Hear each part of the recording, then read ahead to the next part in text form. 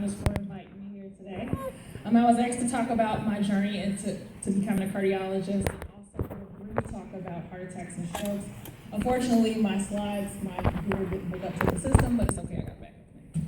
So, my journey to becoming a cardiologist started when I was about 6 years old. My parents started asking me and my siblings at a very early age, what do you want to be when you grow up? So when I was 6, I remember my mother asking me, so Jessica, what do you want to be when you grow up? And I quickly replied, I don't want to be broke. I knew what it meant to be broke at 6 years old. My mother was well educated, but chose to put her career aspirations on hold to raise her family. My father was a hardworking, self-employed traveling salesman. I'm the fourth of 5 children. I grew up in a household filled with love and discipline, but definitely a significant amount of financial struggle. So getting back to my story, so my mother laughed, but I was serious. I asked her, Mama, where do they keep the money at? And she said, in a bank. I said, well, that's where I want to work. So she said, so you want to be a banker? I said, yes, with a smile. So a few years later, my parents actually bought me a Fisher-Price doctor's kit. This kit came with a toy. It was plastic with a stethoscope, a syringe, a thermometer, a blood pressure cuff. I was excited about this toy, although I'd never seen a doctor. My only exposure to healthcare was getting my vaccinations at the Gary Health Department on 5th, because we didn't have health insurance. As I played with this toy, I remember my mother asking me, so do you like this doctor's kit?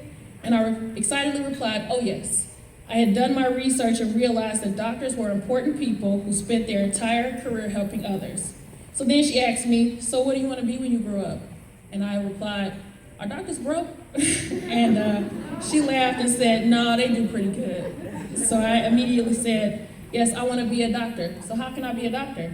And she said, you have to get good grades in school, go to a good college, preferably Northwestern University, which was her alma mater, and go to medical school. My mother gave me the blueprint and I ran with it. So I told my dad I wanted to be a doctor, and he said, you can do anything you put your mind to. So at that point, I was ready to start my journey. I attended Horseman High School, and during my junior and senior year summers, I worked as a nurse's aide in the cardiac unit at Methodist in Gary. This opportunity was offered through the DOORS program, which allowed Horseman High School juniors and seniors to gain early exposure in their desired careers.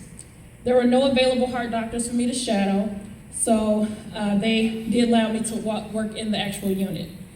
This experience confirmed my interest in cardiology. Even though I was only taking blood pressures and giving patients their meals, I was able to watch acutely ill patients come into the hospital. Then these cardiologists would roam the halls, giving their recommendations, and then within a few days, the patients would be discharged. I thought these cardiologists were pretty amazing doctors. So I graduated from Horseman as valedictorian in '99. I went on to achieve my bachelor's at Northwestern in March of 2003. I did not gain admission into medical school directly out of college because my pre-medicine grades were, for lack of better words, horrible. During my senior year at Northwestern, my counselor told me that there was probably no chance that I would ever become a doctor, and he said I should think about other careers. I remember walking back to my dorm in tears. My mother had passed away at 50 years old from ovarian cancer in 2001, which was during my sophomore year in college. So I no longer had that go-to person to go to figure out what to do next. So immediately after college, I came back home to Gary and started working. I took whatever job I could find. I worked at Victoria's Secret, I was a telemarketer, I worked at Arc Bridges, caring for the mentally disabled. I worked as a secretary in my uncle's law office. I was broke, something I never wanted to be. So I worked all these jobs for about 5 months, and during that time I thought to myself, I can't give up on my dream no matter what that counselor said. My parents told me I could do whatever I put my mind to and have a strong faith in God, so I decided to give it one more shot.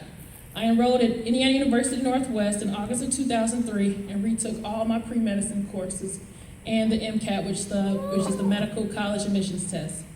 One of my chemistry professors at IUN told me that if I got less than an A- in his class, that I probably would never make it to medical school. I worked so hard during IUN. I worked hard, sorry. And while working 2 jobs to support myself at the same time, I spent countless hours at the library, pushing myself to do whatever it took to get into medical school. So in that chemistry class, I felt like I was at the top of my game. I was confident that I would excel in his class. Unfortunately, I learned that the exams were subjectively graded, where I would even get an answer wrong, even if I I got the answer wrong, even if I got the answer right, but because I didn't label a molecule a specific kind of way.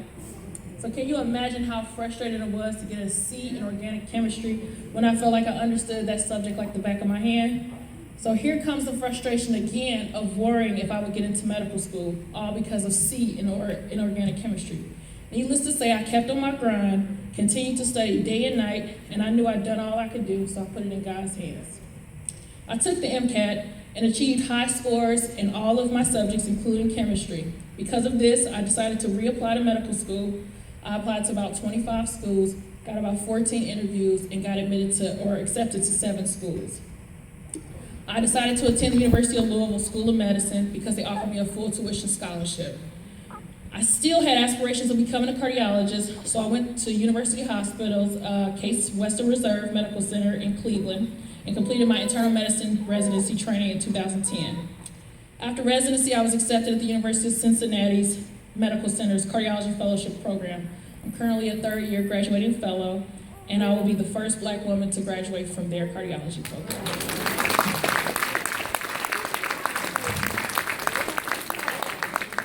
I currently have 2 job offers at this point, and I'm in the process of figuring out where I'm going to practice.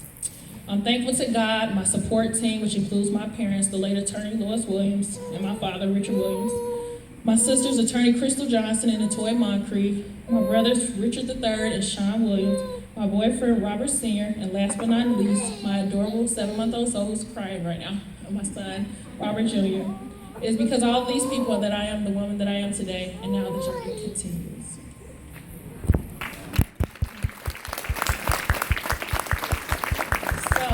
Because I'm a cardiologist, or I will be in 3 months, I was asked to talk about heart attacks. So heart attack is the #1 killer in America.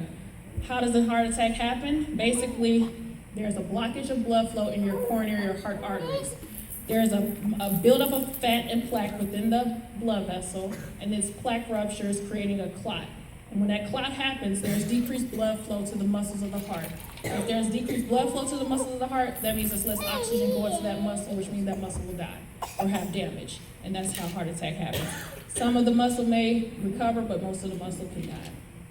So what are the risk factors for coronary disease or a heart attack or having coronary disease? Number 1 risk factor is age. 82% of people die from coronary disease are over 65. At older ages, women who have heart attacks are more likely to die within a few weeks compared to men. Another risk factor is being male. Men have a greater risk than women of heart attacks at earlier ages, but after the age of 65, the risk is the same. Heredity, if your parents or siblings have coronary disease or heart disease or stroke, you're at risk.